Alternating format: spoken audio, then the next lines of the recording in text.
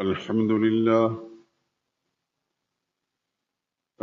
لله وحده، والصلاة والسلام على من لا نبي بعده ولا رسول بعده ولا معصوم بعده. أما بعد، فإن خير الحديث كتاب الله، وخير الهدي هدي محمد صلى الله عليه وسلم، وشر الأمور محدثاتها، وكل محدثة بدعة، وكل بدعة ضلالة، وكل ضلالة في النار. أعوذ بالله من الشيطان الرجيم. بسم الله الرحمن الرحيم. الله لا إله إلا هو الحي القيوم، لا تأخذه سنة ولا نوم، له ما في السماوات وما في الأرض. من ذا الذي يشفع عنده إلا بإذنه، يعلم ما بين أيديهم وما خلفهم، ولا يحيطون بشيء من علمه إلا بما شاء، وسع كرسيه السماوات والأرض، ولا يؤوده حفظهما، وهو العلي العظيم.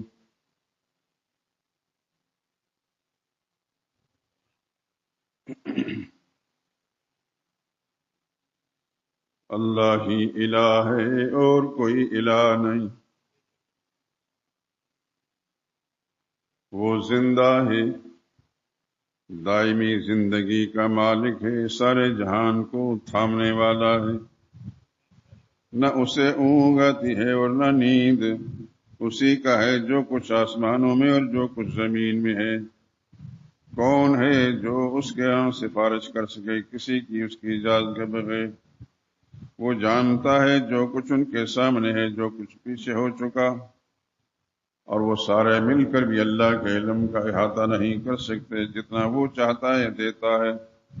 کشادہ ہے اس کی کرسی، یعنی اس کا علم اور اس کا اختیار آسمان و زمین پر، اور وہ ان کی حفاظت سے کوئی دشوار نہیں۔ وہ عظیم الشان اور عالی شان ہے۔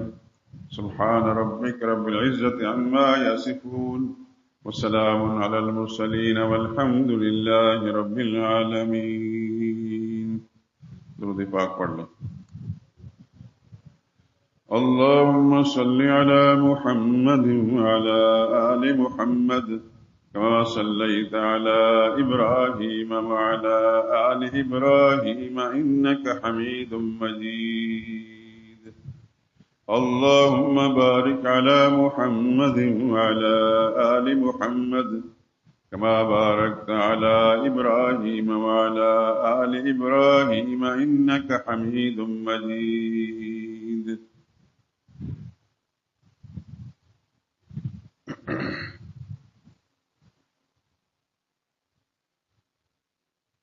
آپ حضرات نے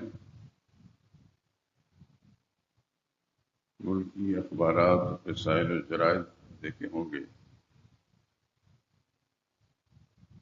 بعض نے ایک بہت بڑے بزرگ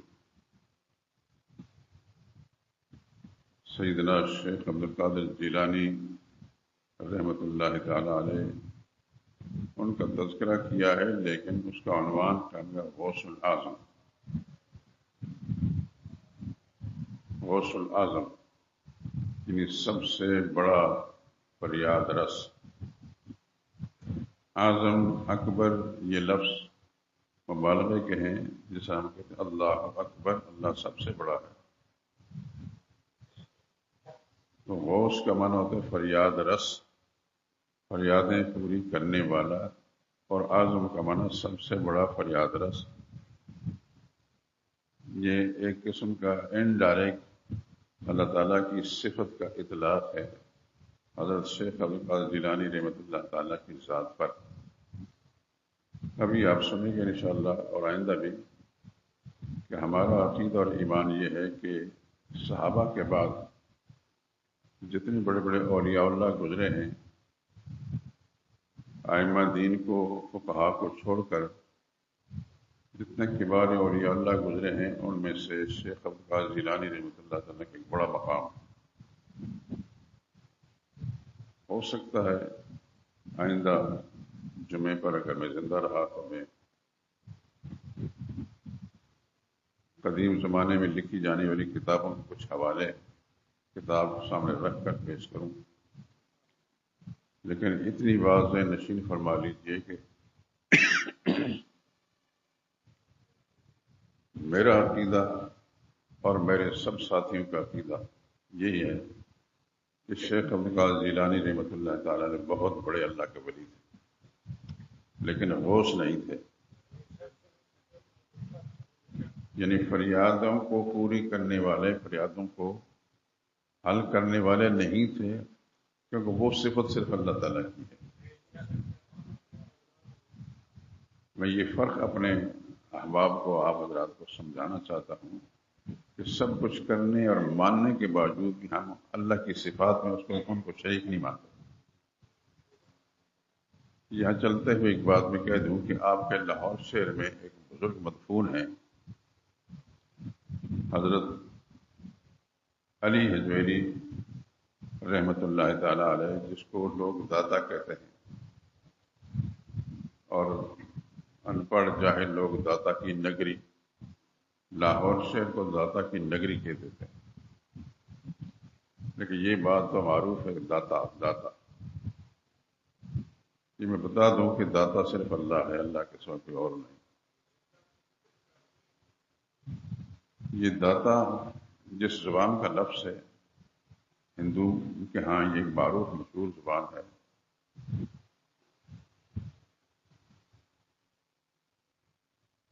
داتا کا وہی معنی ہے جو آپ کے نزدیک، مسلمانوں کے نزدیک رب کا معنی ہے، پروردگار، پالنے والا۔ اگر اللہ کے سوا کوئی رب نہیں تو اللہ کے سوا کوئی داتا بھی نہیں، لیکن چونکہ ہمارے ملک میں یہ زبان داتا کی بولی نہیں جاتی، اس واسطے لوگ نہیں سمجھتے، وہ سمجھتے شاید کسی بزرگ کا ادب ہو رہا ہے، ادب نہیں ہے، اللہ کی صفت کا اس کا اطلاق ہوتا ہے۔ رب کا معنی سنسکرت زبان کے اندر جگ داتا، جگ داتا کا معنی ہے سارے جہان کو پالنے والا۔ تو اگر اللہ کے سوا کوئی اور پالنے والا نہیں ہے تو حضرت علی حجویری رحمۃ اللہ تعالی علیہ جو لاہور کے اندر ایک علاقے مدفون ہے، وہ بھی داتا نہیں ہے، کسی کو پالنے والا نہیں ہے۔ ان کو اللہ نے پالا تھا، اللہ ہی کے ہاں زندگی ملی اور اللہ نے ان کو اپنے پاس بلا لیا۔ ان کا ذکر میں نے اس لیے کیا کہ ان کا اور شیخ عبد القادر جیلانی رحمۃ اللہ تعالیٰ کا زمانہ جو ہے تقریباً 200 سال کا فرق، یہ 200 سال پہلے گزرے ہیں۔ شیخ عبد القادر جیلانی رحمۃ اللہ تعالیٰ 6 صدی ہجری کے بزرگ ہیں اور یہ 4 صدی ہجری کے بزرگ ہیں۔ کیونکہ میرا ایک فرض بنتا ہے کہ آپ کو ایسی معلومات جس سے آپ کو آنے والے وقت میں آپ کے ذریعے سے آپ کی اولاد کو، احباب کو فائدہ پہنچے، اس سے میں آگاہ کر دوں۔ تو یہ بھی بہت بڑے بزرگ تھے، وقت کا دامن تنگ ہوتا ہے، پھر جب ذہن میں آتی بات ان کی کتابوں کے حوالے، میں نے ایک حوالہ پچھلے جو شاید آپ کو دیا تھا، نام ان کا علی ہے، ان کا نام حجویر افغانستان کا ایک علاقہ ہے، اس کے رہنے والے علی حجویری۔ اس زمانے میں بھی لوگ ان کے بارے میں کچھ اس طرح غلط فہمی میں مبتلا تھے، جیسے ہر زمانے میں ہیں، اب بھی ہیں، پہلے بھی تھے۔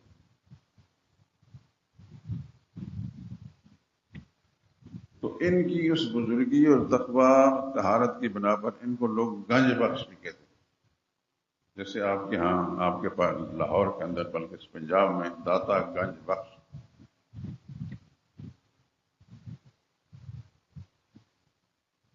داتا کا معنی تو آپ سن چکے ہیں، پالنے والا اور خزانے بخشنے والا۔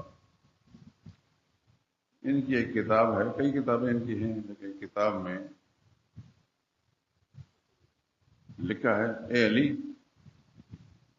اپنے آپ کو مخاطب کرتے ہیں، خلقت تورا گنج بخش ہو جاتا، مخلوق تجھے گنج بخش کہتی ہے، خزانے بخشنے والا۔ پھر اپنے آپ ہی کو مخاطب کر کہتے ہیں سن لیں، گنج بخش ہو یا رنج بخش ہو، اللہ کے سوا کوئی اور نہیں ہے۔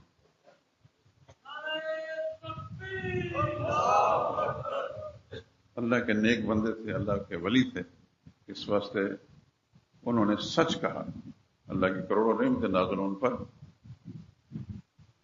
میں ایسوں کو ولی مانتا ہوں۔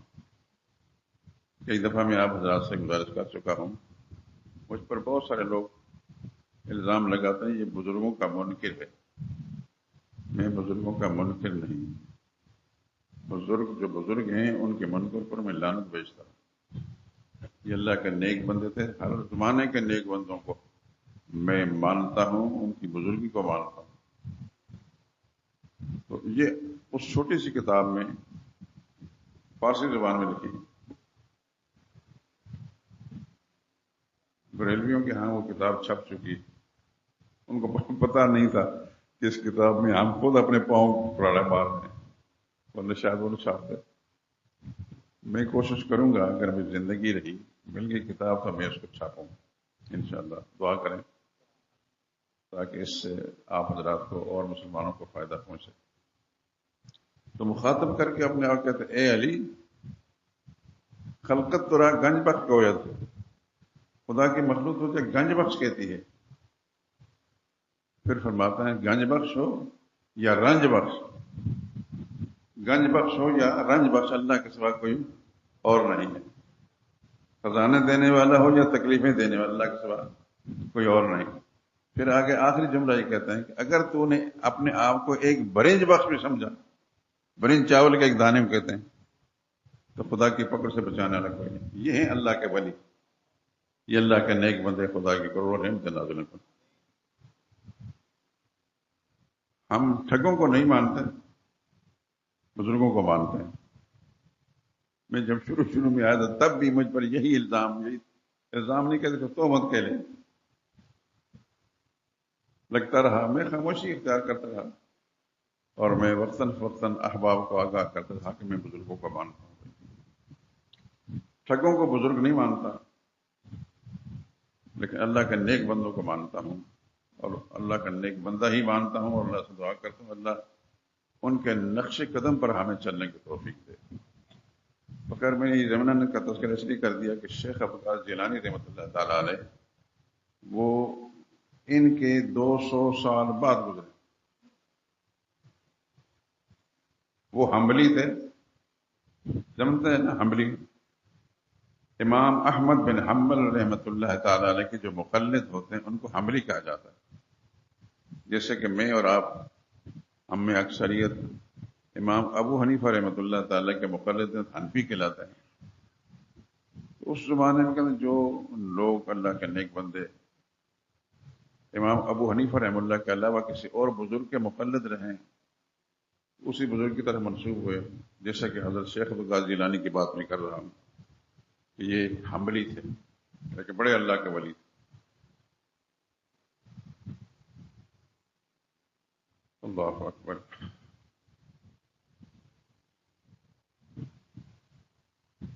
ان کی ایک بات عرض کرتا ہوں۔ آج میں ڈھونڈ رہا تھا، وہ کتاب مجھے ملی نہیں، کتابوں کا چونکہ ذخیرہ کافی ہے، تو ان کے صاحبزادے، ان کا نام تھا عبد الوہاب، قال ابن عبد الوہاب، ان کے بیٹے عبد الوہاب نے اپنے ابا سے عرض کیا، یعنی حضرت شیخ عبدالقادر جیلانی رحمۃ اللہ تعالی، اوصینی بما اعمل به بعدک، ابا جان مجھے وصیت فرمائیے تاکہ آپ کے بعد اس وصیت پر میں عمل کروں۔ یہ کس کے صاحبزادے تھے؟ حضرت شیخ عبدالقادر جیلانی رحمۃ اللہ تعالی علیہ، جو بغداد میں مدفون ہیں۔ تو ان کے صاحبزادے کا نام تھا عبد الوہاب۔ ان کی زندگی کے آخری دور کے اندر شاید بیماری کا ایام ہو، ان کو اپنے ابا کو مخاطب کر کے اسی نے مجھے وصیت کیجئے بما ایسی عمل بعبادک، آپ کے بعد میں اس پر عمل کر سکوں۔ حضرت شیخ عبد القادر جیلانی رحمۃ اللہ تعالی نے فرمایا علیک بتقوی اللہ، ان لفظوں کو نوٹ کر لیں، علیک بتقوی اللہ، تم پر لازم ہے کہ اللہ سے ڈرتے رہو، اللہ کا تقوی اختیار کرو۔ ولا تخف احدا سوی اللہ، اللہ کے سوا کسی اور کا خوف دل میں نہ رکھنا۔ ولا ترجو احدا سوی اللہ، اللہ کے سوا کسی اور سے امید بھی نہ رکھنا۔ ولا تعتمد الا علی اللہ، اللہ کے سوا کسی اور پر بھروسہ بھی نہ رکھنا۔ یہ ہیں اللہ والے، سبحان اللہ، خدا کی کروڑ رحمت نازل ان پر۔ زندگی کے آخری دور کے اندر ان کا صاحبزادہ ان سے عرض کرتا ہے کہ ایسی وصیت کیجیے کہ آپ کے بات شامل کروں، تو کہتے کھلے لفظوں فرمایا علیک بتقوی اللہ، سب سے پہلے اللہ کا تقوی، خوف دل میں رکھو، اور اللہ کے سوا کسی اور سے نہ ڈرنا۔ ولا ترجو احدا سوی اللہ، اللہ کے سوا کسی اور سے امید بھی نہ رکھنا۔ ولا تعتمد الا علی اللہ، اللہ کے سوا کسی اور پر بھروسہ بھی نہ رکھنا۔ یہ ساری صفات اللہ تعالیٰ کی ہیں۔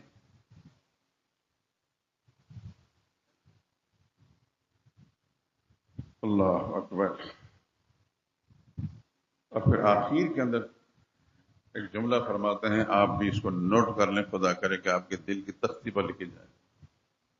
فرماتے ہیں التوحید، پھر فرماتے ہیں التوحید، سبارہ فرماتے ہیں التوحید، توحید پر قائم رہنا، توحید پر قائم رہنا، توحید پر جمے رہنا۔ علیہ اجماع الکل، کیونکہ توحید وہ ہے کہ جس میں آدم علیہ السلام سے لے کر محمد رسول اللہ تک سارے نبیوں کا اجماع رہا۔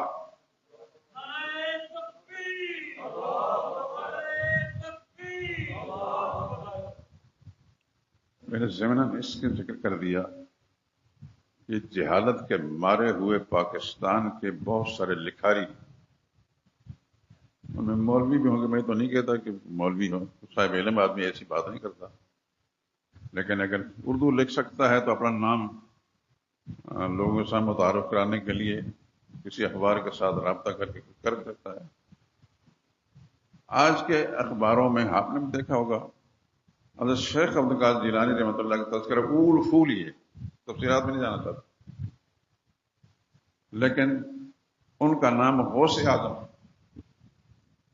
غوث اعظم کا معنی ہوتا ہے بڑا، سب سے بڑا فریاد رس، یعنی دنیا میں جتنے انسان مجبور، معذور، پریشان ہیں، وہ اگر کسی کے سامنے فریاد کرتے ہیں تو فریاد کے لائق کون ذات ہے؟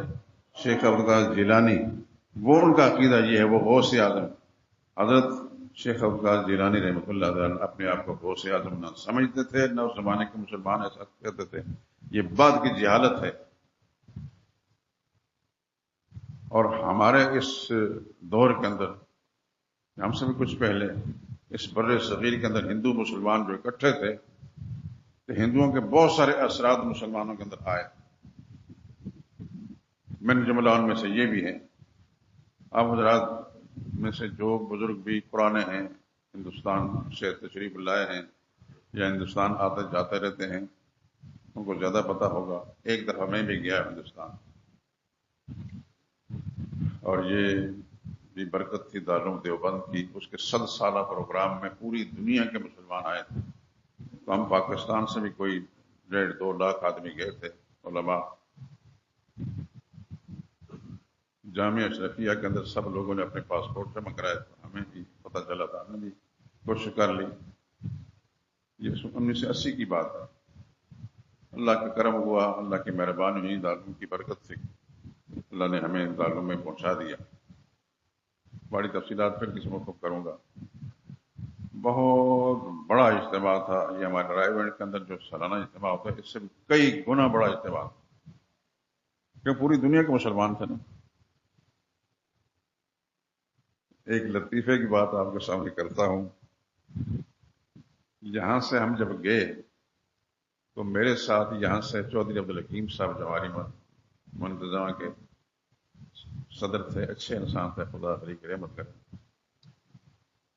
وہ تھے تو ہندوستان ہی کے رہنے والے، لیکن چلے گئے۔ اور بھی بہت سارے لوگ تھے، غالباً ڈاکٹر اسرار احمد صاحب مرحوم بھی تھے، یعنی اس گروپ میں جس میں تھا۔ ہم صبح کی فجر کی نماز کے وقت دیوبند کے اسٹیشن پر پہنچے ٹرین میں، تو وہاں سے اتر کر ہم نے پھر نماز پڑھی۔ پتہ چلا کہ تھوڑے سے فاصلے پر ہے دارالعلوم۔ تو ایک چیز جو آپ حضرات نے سنی ہوگی، دیکھی نہیں ہوگی، یا دیکھی ہے تو میری بات تصدیق کریں گے، وہاں سائیکل رکشہ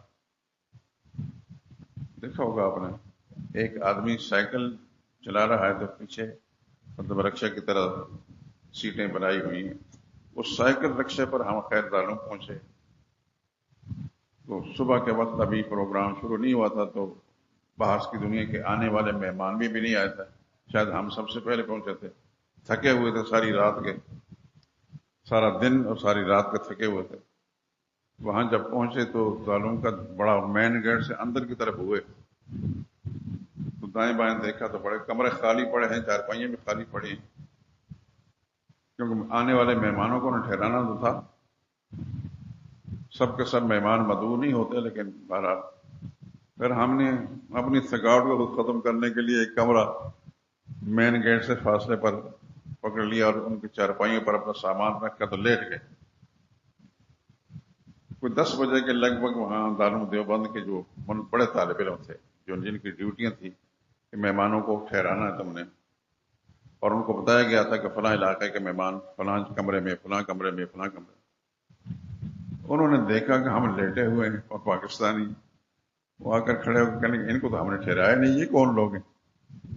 خیر ان کا موقف ٹھیک تھا، انہوں نے ہمیں کہا کہ یہ کمرہ جو ہے،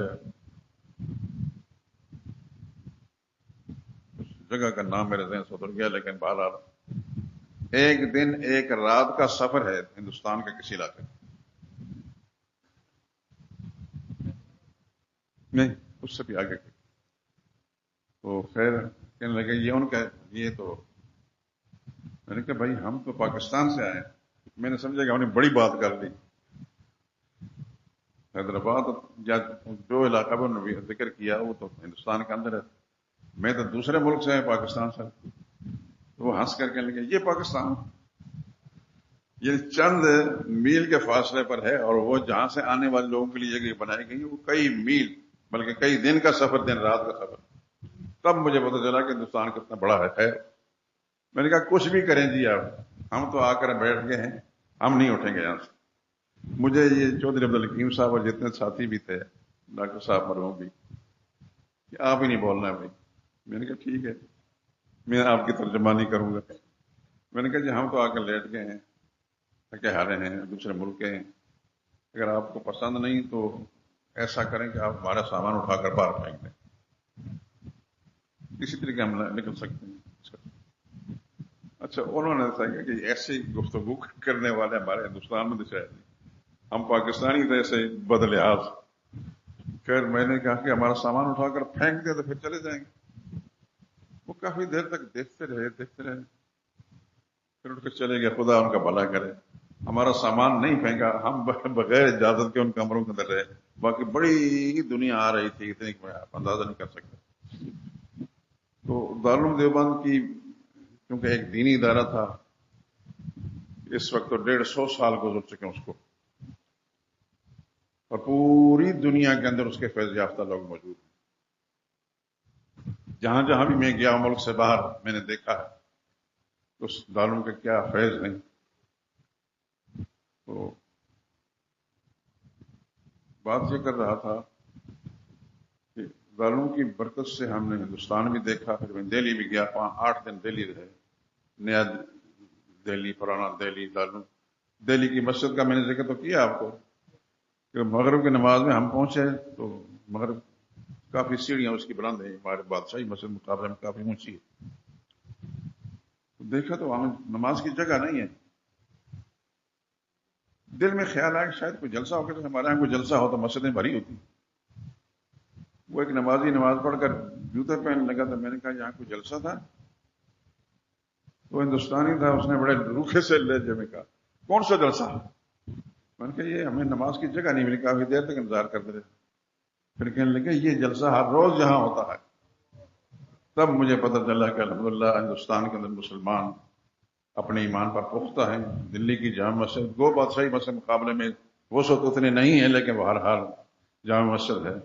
اور نمازی ہم نے دیکھا اس کے بعد جتنے دن بھی وہاں بھرپور مسجدیں بھری ہوئی نمازیوں کے ساتھ. اور بھی بہت سارے واقعات میں آپ کے سامنے ذکر کروں، لیکن اس وقت دین سے نکل جاؤں گا.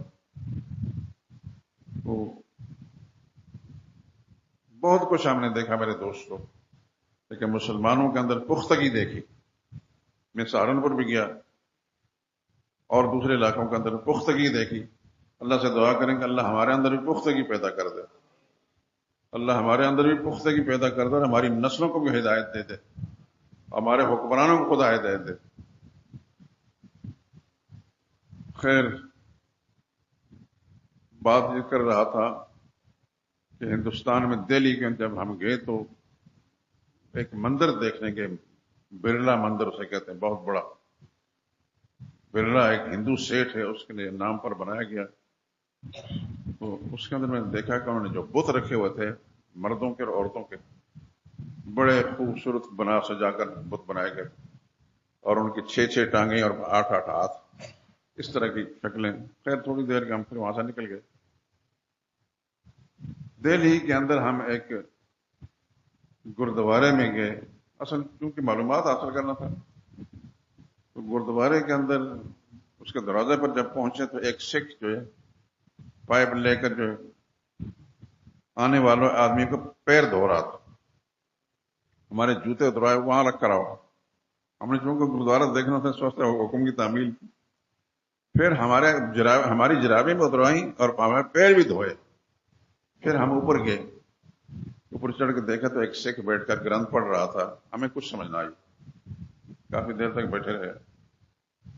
پھر نکلے تو وہ سکھ ایک ہمارے نظار میں تھا، تو ساتھ آیا، کہنے لگا جی پرساد لے کر جائیں. مجھے تو یہ چیزیں بعد میں معلوم ہوئی، ان کے ہاں جو چیزیں کھانے پینے کی ہوتی ہے اس کا یہ نام ہے. میں نے کہا بھائی ہم یہ چیزیں نہیں کھاتے. کہنے لگا جی لے جانی پڑے گی. میں نے کہا نہیں لے جاؤں، آپ کے منہ پر میں پھینک دوں گا. میں نے غصے میں آ کر کے، خیر اس کو اندازہ ہو گیا کہ یہ غصے میں آ گیا. کہنے لگا بار کسی کو دے دیں. میں نے کہا تمہارا نوکر ہوں میں، تم دو. پھر اس طریقے سے ہم نے کھلایا. بہت ساری چیزیں ہم نے دیکھی. بات یہ عرض کر رہا تھا کہ شیخ عبد القادر جیلانی رحمۃ اللہ تعالیٰ علیہ ہوں یا علی اجویری رحمۃ اللہ، یہ اللہ کے نیک بندے ہیں، بزرگ ہیں. اور پھر میں دعا کرتا ہوں آپ کے لیے، اپنے لیے بھی اللہ پاک ان نیک لوگوں کی نقش قدم پر ہمیں چلنے کی توفیق عطا فرمائے. دہلی کے اندر ہم خواجہ نظام الدین اولیاء رحمۃ اللہ تعالیٰ کے مقبرے پر گئے. میں مزار کہوں گا تو باہر کوئی پولیس والا میرے خلاف کیس بنا دے، کیونکہ اس سے پہلے میں علی حجویری رحمۃ اللہ تعالیٰ کے مقبرے کا نام مزار کا، تو اس نے میرے خلاف کیس بنا دیا کہ یہ مزار نہیں مانتا. خیر بدبخت ہی ہوتے ہیں. مقبرے پر گئے، لیکن کافی دور آپ حضرات میں سے جو دیکھ چکے ہیں، یہاں سے یہ جو چیرنگ کراس ہے، گھوم پھر کر وہاں ہم گئے.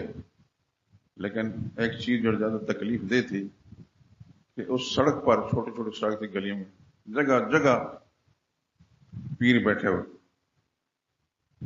جگہ جگہ پیر بیٹھے ہوئے اپنی پیری جتلا رہے ہیں اور لوگوں کی مرادیں پوری کر رہے ہیں. اور جہالت کے مارے ہوئے لوگ ان سے پتہ نہیں کیسے کر رہا ہے.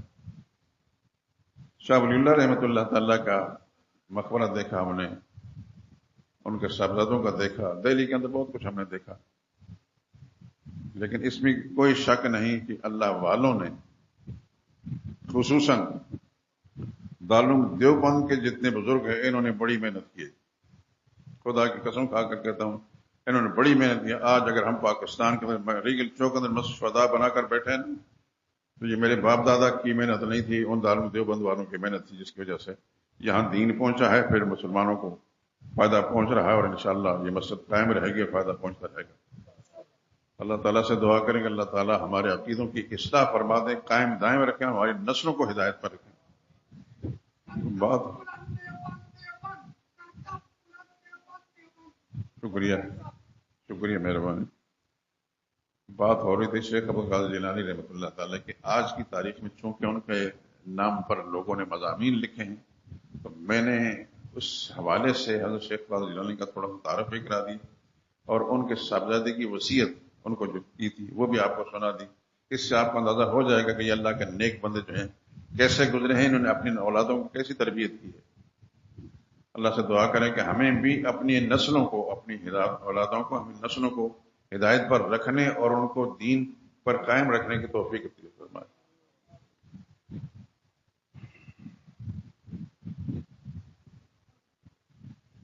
ایک بات میں ذکر کر کے آگے چلتا ہوں. دارالعلوم دیوبند کے قیام کے دوران ایک مسلمان جو دیوبندی کا رہنے والا تھا، تھوڑے سے فاصلے پر، میرے حوالے سے وہ آیا. کبھی میرے درس میں یہاں شریک ہوا تھا. اس پارٹی میں اس کے کوئی رشتے دار رہتے ہیں، وہاں سے جہاں یا درس میں شریک ہوتا رہا ایک ہفتہ تک. اب ہمیں جب دیوبند جانا پڑا تو وہ بھی دیوبند کا رہنے والا تھا. اس نے کہیں دیکھ لیا مجھے تو کہنے لگا جی آپ ہمارے گھر کے اندر آپ کی دعوت کرتے ہیں. میں نے کہا جی میں اکیلا نہیں، بہت سارے لوگ ہیں، تو آپ کی بڑی مہربانی، آپ کی شکریہ. کہنے لگا سب کی دعوت کریں گے. میرے یہاں 10-12 آدمی تھے.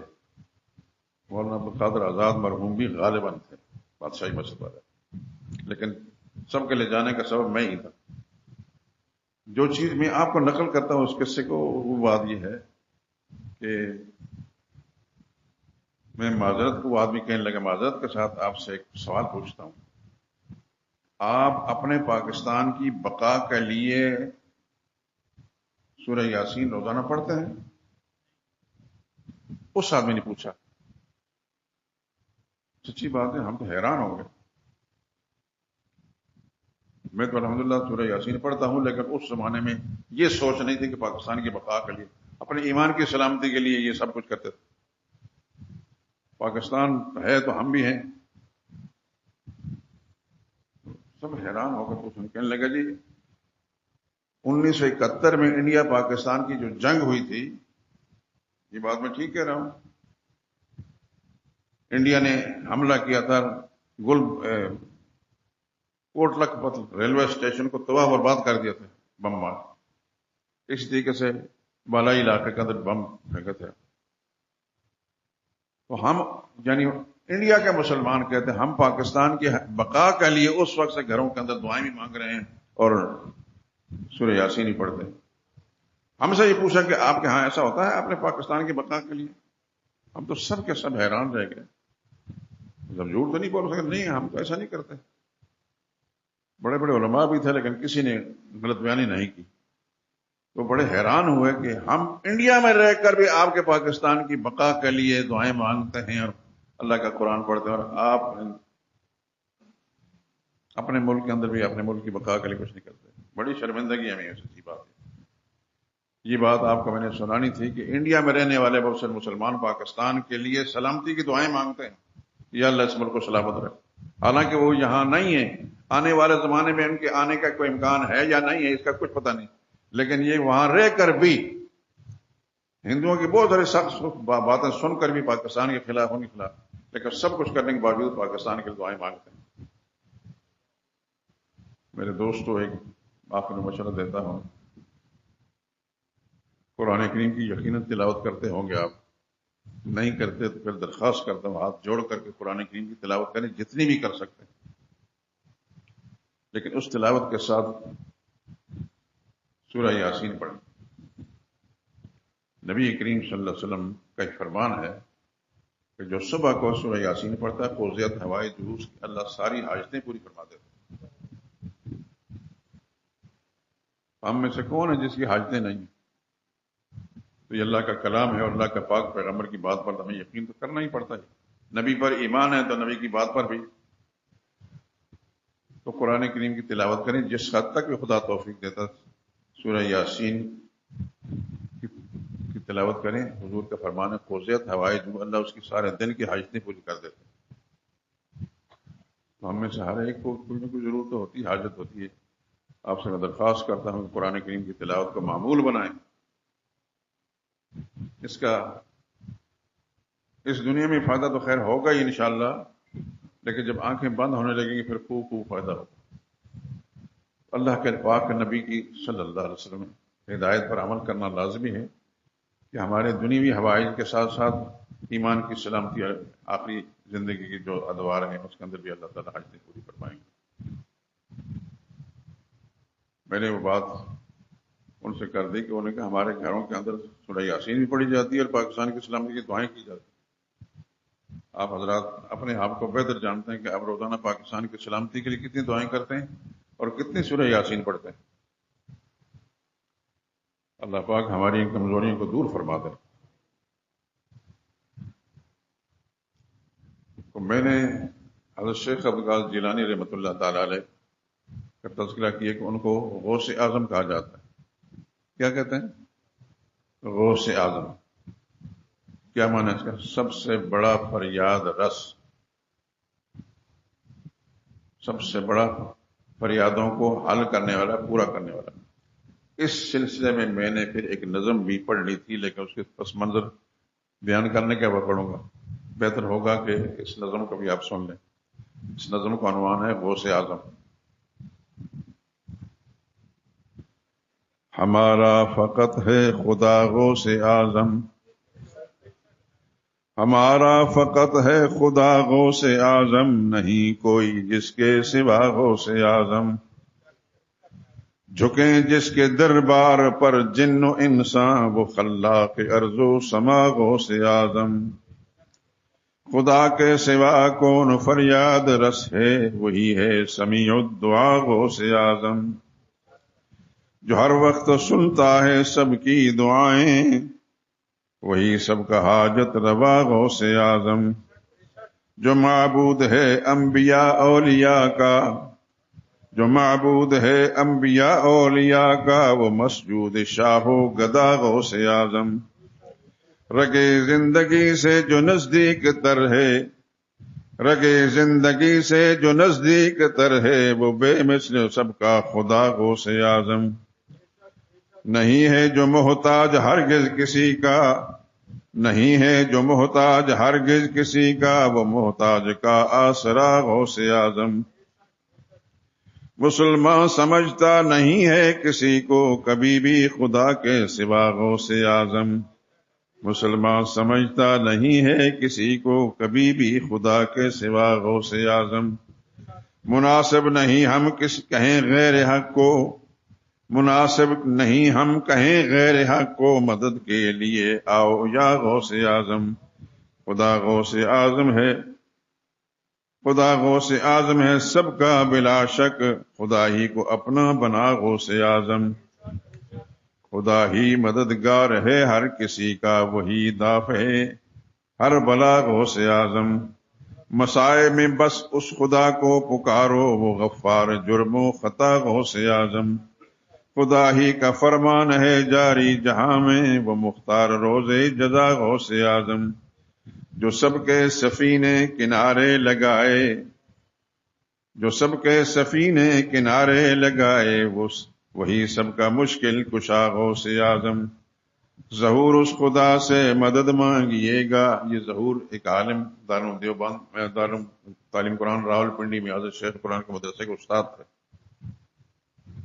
مولانا ظہور صاحب۔ میں ان سے ملا ہوں، بہت ہو گیا، اللہ غنی کی رحمت کرے، بڑے زبردست شاعر تھے۔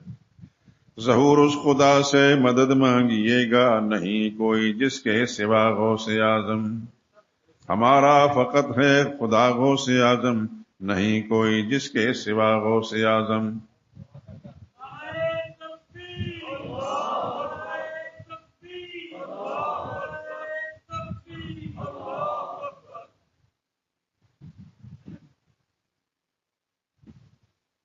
کیا ٹائم ہے؟ 1 بج رہا۔ میری گھڑی خراب ہے، اس وجہ سے مجھے پتہ نہیں چل رہا۔ آپ کے علم میں پہلے سے ہے کہ میں نے جب عقیدہ کا مضمون شروع کیا ہوتا ہے تو مسلسل ہوتا ہے، الحمدللہ رضی۔ عقیدہ اور ایمان یہ اسلام کی بنیادیں ہیں۔ نبی کریم صلی اللہ علیہ وسلم کا ایک ارشاد ہے، حضرت عبداللہ بن عمر رضی اللہ تعالیٰ عنہ راوی ہیں، قال رسول اللہ صلی اللہ علیہ وسلم بنی الاسلام علی 5، اسلام کی 5 بنیادیں ہیں۔ پہلی بنیاد شہادت اللہ الہ الا اللہ، اس بات کی گواہی دینے کہ اللہ کے سوا کوئی اور الہ اور کارساز نہیں، وہ ان محمد عبدہ و رسول، اور اس بات کی گواہی دینے کا حضرت محمد صلی اللہ علیہ وسلم اللہ کے بندے اور اس کے رسول، وہ اقام الصلاۃ، نماز قائم کرنا، وہ ایتاء الزکات، زکات ادا کرنا، والحج، اور حج کرنا، وہ صوم رمضان، اور رمضان کے روزے رکھنا، متفق علیہ، یہ بخاری اور مسلم دونوں کی متفق روایت ہے۔ یہ میں چاہ رہا تھا کہ اس حدیث کو بنیاد بنا کر اور آیت الکرسی کو آپ حضرات سامنے گفتگو کروں، لیکن دوسری باتوں کے اندر کافی ٹائم گزر گیا، اور یہ بھی آپ حضرات جانتے ہیں کہ میں جب عقیدے کا مضمون شروع کرتا ہوں تو یہ لمبا مضمون ہوتا ہے، الحمدللہ سارے پہلو پر گفتگو ہوتی ہے۔ آج بھی گفتگو ہوئی تو بہت ساری چیزیں ضمناً آ گئیں، اس کے لیے بنیاد میں نے آیت الکرسی کو بنایا۔ یہ سارے قرآن کریم کی سب سے عظیم آیت ہے رتبے کے اعتبار سے۔ حضور صلی اللہ علیہ وسلم نے حضرت ابی بن کعب رضی اللہ تعالیٰ سے پوچھا، بتاؤ اللہ کی کتاب میں سب سے عظیم کیا چیز ہے؟ انہوں نے یہی فرمایا کہ آیت الکرسی۔ تو حضور صلی اللہ علیہ وسلم کے سینے پر ہاتھ مار فرمایا تمہیں تمہارا یہ علم مبارک ہو۔ میں نے پہلے بھی عرض کیا تھا کہ آیت الکرسی سارے قرآن کریم میں ایسی کوئی آیت نہیں، بلکہ ساری آسمانی کتابوں میں بھی اس رتبے کی کوئی آیت نہیں۔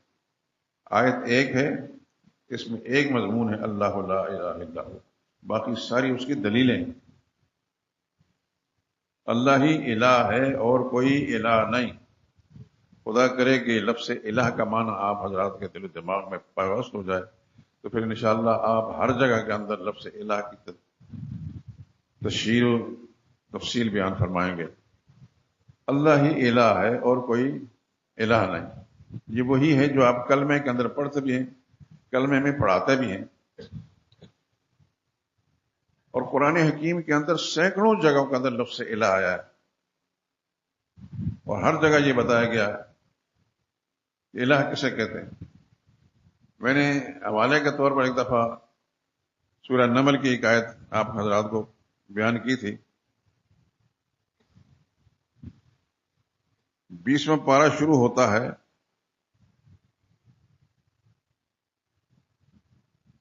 اور اللہ تعالیٰ پوچھتے ہیں،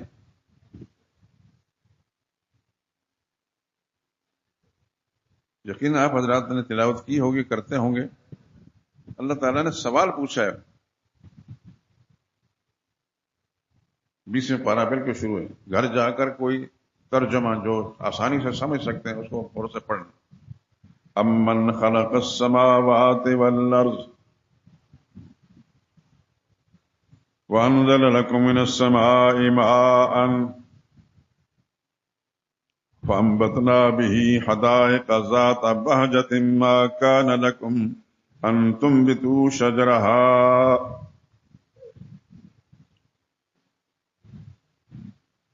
میرے پیغمبر ان سے پوچھئے، بھلا کون ہے وہ ذات جس نے آسمان اور زمینوں کو پیدا کیا؟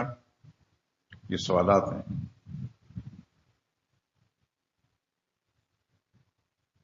وَأَنزَلَ لَكُم مِّنَ السَّمَاءِ مَاءً، اور کون ہے جس نے آسمان سے تمہارے لیے پانی برسایا؟ فَأَنبَتْنَا بِهِ حَدَائِقَ ذَاتَ بَهْجَةٍ، پھر کون ہے جس نے زمین میں پانی برسا کر زمین میں ہر طرح کے پھل اور پھول اگائے تمہارے لیے؟ یہ سوالات ہیں۔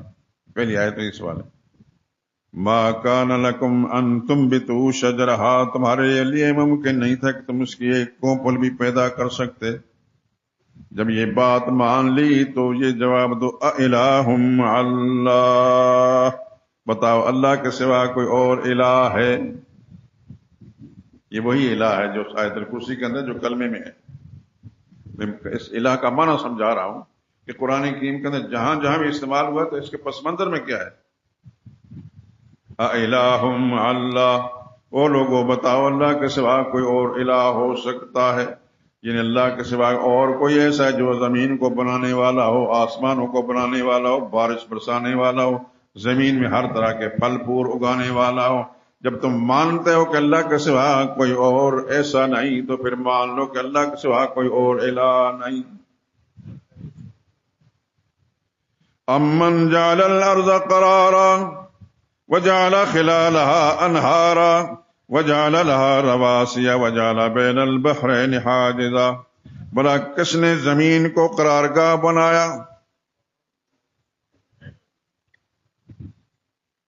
اور اس کے بیچ میں نہریں اور دریا جاری کر دیے؟ اور کون ہے جس نے زمین کے دامن میں بڑے بڑے پہاڑ رکھے؟ اور کون ہے جس نے دریاؤں کے درمیان فاصلے رکھے؟ ایک دریا سفید رنگ کا ہے، دوسرا گدلے رنگ کا ہے، اگر دیکھنا تو اٹک میں چلے جائیں، دریائے کابل کو بھی دیکھیں اور دریائے سندھ کو بھی دیکھیں، دور تک یہ فاصلہ نظر آئے گا آپ کو۔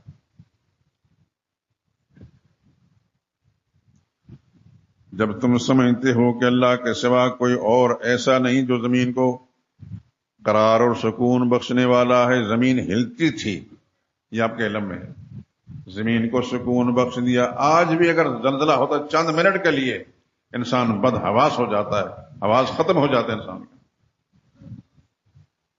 سورہ حج کی شروع کی آیتیں آپ کے ذہن میں ہوں گی، میں اس لیے کہہ رہا ہوں کہ آپ حضرات تلاوت کریں۔ سورہ حج کی شروع کی آیتوں میں میں آیتیں پڑھ کے سنا دیتا ہوں تاکہ آپ حضرات کو پتہ چل جائے کہ اللہ نے کیا فرمایا۔ یا ایھا الناس اتقوا ربکم، اور دنیا بھر کے انسانوں رب سے ڈرو۔ ان زلزلۃ الساعۃ شیء عظیم، قیامت کا بھونچال اور زلزلہ بڑی خوفناک چیز ہوگی۔ ایک نقشہ کھینچا اللہ نے، یوم ترونھا، وہ دن آنے والا جب تم قیامت کے زلزلے کو دیکھو گے۔ تذہل کل مرضعۃ عما ارضعت، ہر دودھ پلانے والی ماں اپنے بچے کو فراموش کر دے گی، بھول جائے گی، اپنی جان کی ایسی پڑے گی، اس کو پتہ نہیں چلے گا میرا بچہ کہاں گیا۔ وتضع کل ذات حمل حملها، ہر حاملہ، ہر وہ چیز، ہر وہ عورت اور مرد اور جانور اور کوئی بھی چیز جو حاملہ ہے، جب زلزلے کو دیکھیں گے، قیامت کا بھونچال کو دیکھیں گے، تذہل، و بھول جائیں گے۔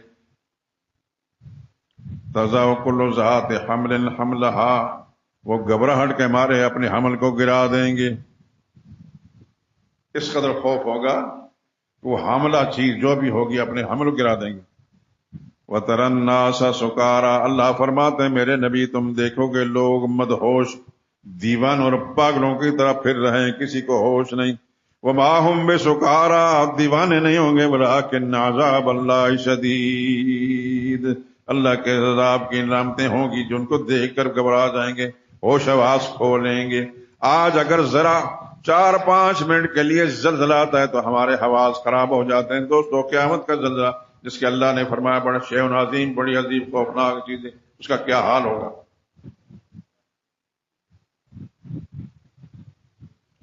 اللہ فرماتے ہیں امن یجیب المضطر، بھلا کون ہے جو مجبور اور پریشان آدمی کی پریشانیاں دور کرتا ہے، فریادیں سننے والا ہے۔ اذا دعاہ، جب وہ اللہ کو پکارتا ہے، ویکشف السوء، اس کی مصیبت کو دور کرتا ہے، ویجعلکم خلفاء الارض، اور تمہیں اگلے کو ہٹا کر پیچھے دوسرے کو لا کر بٹھا دیتا ہے۔ یہ کون کرتا ہے؟ اللہ کرتا ہے۔ جب تم مانتے ہو کہ یہ سارے کام اللہ ہی کرتے ہیں تو پھر بتاؤ اِلٰہٌ مع اللہ، پھر اللہ کے سوا کوئی اور حاجت روا مشکل کشا ہو سکتا ہے؟ یہ سمجھا رہا ہے قرآن۔ میں اس لیے بار بار آپ کو تاکید کرتا ہوں قرآن کی تلاوت کریں میرے دوستو، انشاءاللہ دل و دماغ کھل جاتے ہیں، اللہ کے ساتھ انسان کا رابطہ صحیح ہو جاتا ہے۔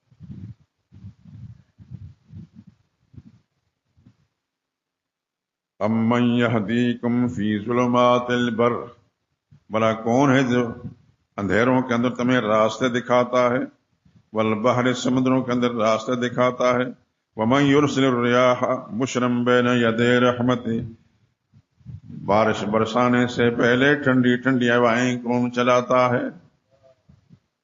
جب تم مانتے ہو کہ اللہ کے سوا یہ کام کوئی اور کرتا نہیں، اِلٰہٌ مع اللہ، پھر بتاؤ اللہ کے سوا کوئی اور الہ ہو سکتا ہے؟ نہیں۔ اب مان لو اللہ لا الہ الا ہو، اللہ ہی الہ ہے اور کوئی الہ نہیں. یہ دعویٰ ہے. اللہ اکبر.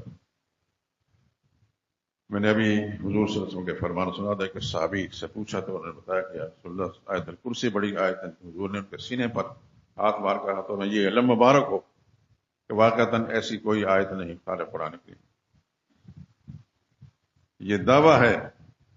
دلیل کیا ہے؟ الحی، پہلی دلیل وہی الہ ہے اور الہ نہیں، اس لیے کہ دائمی زندگی کا مالک وہی ہے، اس کے سوا کوئی دائمی زندگی کا مالک نہیں. القیوم، خود بھی قائم بھی ہے، ساری کائنات کو سنبھالنے والا ہے. تم مانتے ہو اس بات کہ اللہ کے سوا ساری کائنات کسی اور نے نہیں سنبھالی؟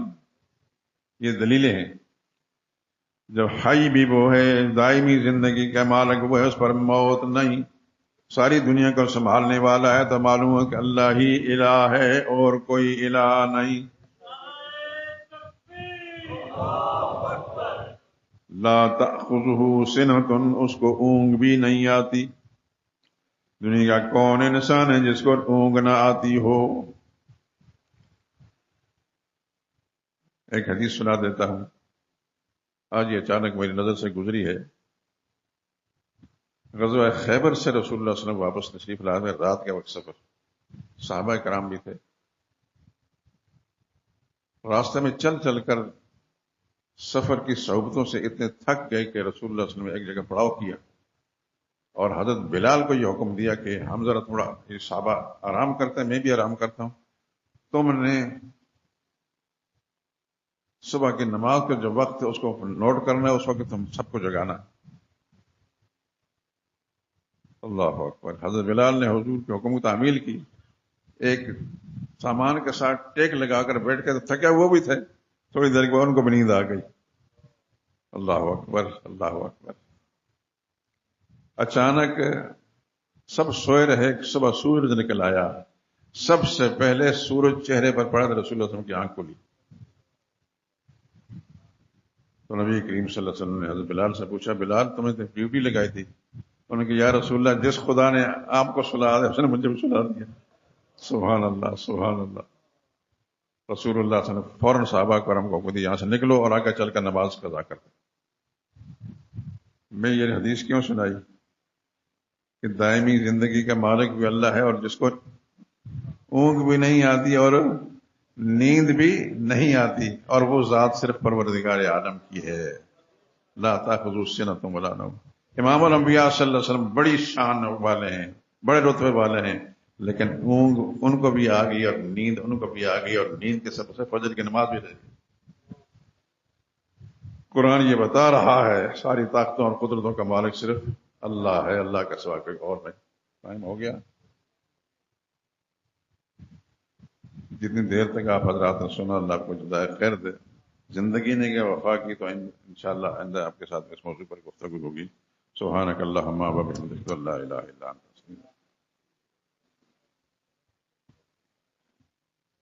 اللہ